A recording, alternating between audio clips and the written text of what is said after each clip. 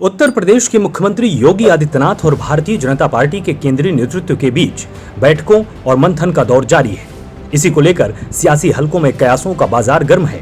बीते कुछ दिनों से लगातार हो रही बैठकों और मंथन पर राज्य में नेतृत्व परिवर्तन से लेकर मंत्रिमंडल विस्तार के बारे में बातें हो रही हैं। लेकिन इन बैठकों को लेकर एक और बड़ी खबर सामने आई है और वो ये कि भाजपा नेतृत्व आगामी यूपी विधानसभा चुनाव से पहले पूर्वांचल राज्य के गठन करने पर विचार कर रहा है। प्रधानमंत्री नरेंद्र मोदी के करीबी और पूर्व नौकरशाह ए.के. शर्मा को उत्तर प्रदेश भेजने और उन्हें विधान परिषद का सदस्य बनाने को भी इसी से जोड़कर देखा जा रहा है। जानकारों के मुताबिक अगर पूर्वांचल बना तो गोरखपुर भी नए राज्य में ही आएगा, जो योगी का गढ़ है।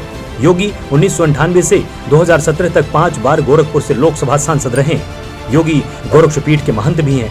इसका केंद्र गोरखपुर में ही है।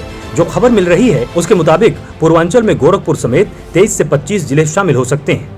इनमें 125 विधानसभा सीटें भी होंगी। कहा जा रहा है कि इन पहलुओं को लेकर योगी खेमा सहमत नहीं है।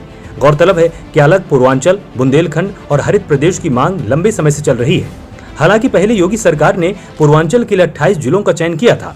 इस संदर्भ में बैठकें लंबे समय से लगातार चलती रहीं। लेकिन जानने वालों का यह भी कहना है कि यूपी की सत्ता का रास्ता हमेशा पूर्वांचल से होकर ही जाता है। जिस दल ने पूर्वांचल जीत लिया, असल में वही यूपी की सत्ता पर काबिज होता है। बीते 27 साल में हुए पूर्वांचल के चुनावी इतिहास को देखें तो पूर्वांचल का मतदाता कभी किसी एक पार्टी के साथ नहीं रहा।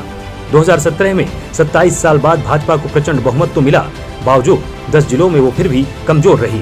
आपको बता दें कि राम मंदिर लहर के बीच 1991 में भाजपा पहली बार यूपी में 221 सीटों के साथ बहुमत की सरकार बना पाई थी।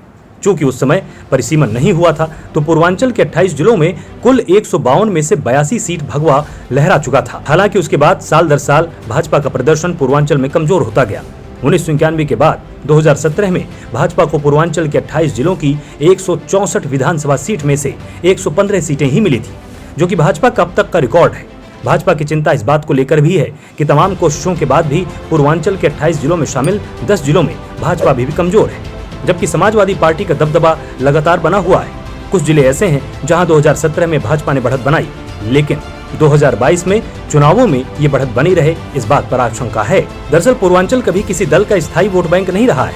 पूर्वांचल में चुनावों के दौरान धर्म और जातिवाद दोनों चलता है। यही वजह है कि कभी ब्राह्मण, दलित, मुस्लिम के सोशल इंजीनियरिंग के फॉर्मूले से बसपा प्रमुख मायावती ने पूर्वांचल में बढ़त बनाई तो मुस्लिम यादव समीकरण के बहाने सपा ने यहाँ पर बहुमत पा लिया।